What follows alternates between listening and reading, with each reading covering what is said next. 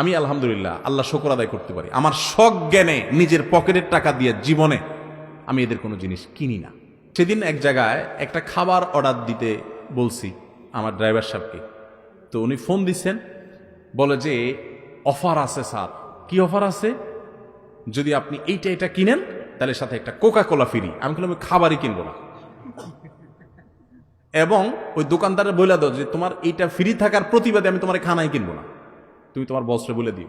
তাহলে যেই পণ্য আমার মুসলমান ভাইয়ের বুকের উপরে বোমা হয়ে পড়ে সেটা আমি কখনো টাকা দিয়ে কিনতে পারি না। আমার দেশিটা খাবো, আছে না নাই দেশি, সেটা খাবো, প্রয়োজনে খাবো না, দাম বেশি দিয়ে কিনবো আল্লাহর জন্য, এটাই তো আমার আখিরাতের বিনিময় হবে।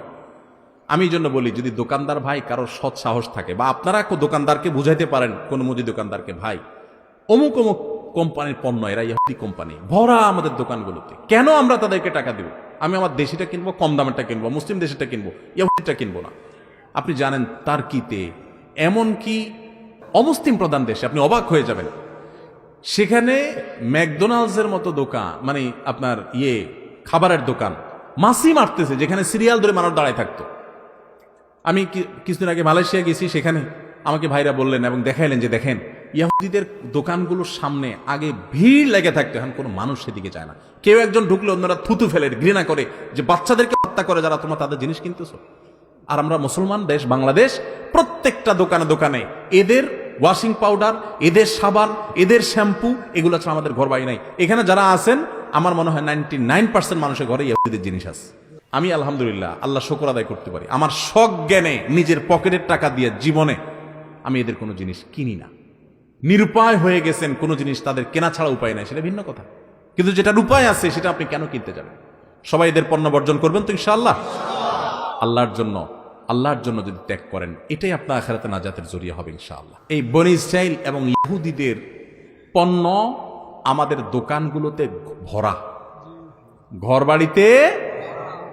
আমি আপনাদেরকে অনুগ্রহ করে বলতে চাই, আল্লাহর জন্য আমার ফিলিস্তিনের মুসলমান ভাই বোনদের বুকের উপর যারা বোম ফেলে, হাজার হাজার মানুষকে মেরে শেষ করে, বছরকে বছর ধরে যারা এই জুলুম করে চলেছে, যারা রিফিউজি হিসেবে এখানে থাকার জন্য সুযোগ পাইছে, এখন তারা বাড়িওয়ালা সেজে সেখানে মুসলমানদের বের করে দেয়, মসজিদ গুড়িয়ে শেষ করে, গোটা পৃথিবী নীরব। যারা সারাদিন আমাদেরকে মানবাধিকারের সবক শোনায়, এদেশে সমকামিতা করার জন্য, অধিকার আদায় করার জন্য যারা কোটি কোটি টাকা বাজেট দেয় আর খরচ করে, ওই মানুষগুলো সেখানকার এই বোমা হামলার পরে মুখে কুলুপ দিয়ে বসে থাকে, আছে না নাই? আমাদের দেশেও দেখবেন টেলিভিশনে লম্বা লম্বা সবক শোনায় কিছু সুশীল আছে না, বুদ্ধিজীবী, এই বদের হাড্ডিগুলো দেখবেন ফিলিস্তিন ইস্যুতে এদের মুখে সব কুলুপ। আজকে এই ঘটনা যদি কোনো অমুসলিম দেশে হইতো, তাহলে দেখতেন এরা সব পাগল হয়ে যেত, ঠিক না বে ঠিক? কোরবানির সময় দেখবেন এরা সবগুলা নড়ে চড়ে উঠে, হ্যাঁ এতগুলো পশু হত্যা করা হচ্ছে, এটা মানবতা সাথে যায় না, আছে না? এগুলোই দেখবেন সবচেয়ে বেশি বার্গার কটকট করে কামড়ায় কামড়ায় খায়, গরুর গোশতের বার্গার খায়, মুরগির গোশতের বার্গার খায়, চিকেন ফ্রাই খায়। মুরগি তো আপনারা কোন রকম রাইন্দা খান, এরা একদম কড়কড়া বাজাই করে খায়, আবার লম্বা লম্বা সবক শোনায়। তো ইহুদিদের ব্যাপারে আল্লাহ তাআলা আমাদেরকে বারবার সতর্ক করেছেন, তাদের পণ্যগুলো আমরা কিনবো না, ঠিক আছে তো? এই যে টুথপেস্ট ক্লোজ আপ, এরা প্রতি বছর এই যে ফেব্রুয়ারি মাস আসতেছে, 14 ফেব্রুয়ারি উপলক্ষে আমাদের দেশে হাজার হাজার যুবকদেরকে জেনার প্রশিক্ষণ দেয়। এরা তাদেরকে কাছে আসার গল্প শুনাইতে বলে, মানে কে কোথায় কোন আকাম কোকাম করছো চিপা চাপায় তোমাদের গল্পগুলো এসে শোনা, আমরা নাটক বানাবো, যুবকদেরকে উৎসাহিত করে।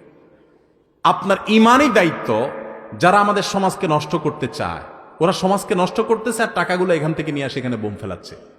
আমি তাদের জিনিস কিনবো, তাদের সাবান, তাদের ওয়াশিং পাউডার, তাদের সফট ড্রিঙ্কস, আমি এগুলো খাবো না। আমার দেশিটা কিনবো, আর না হলে কিনবো না, চেষ্টা করবো না ইনশাআল্লাহ।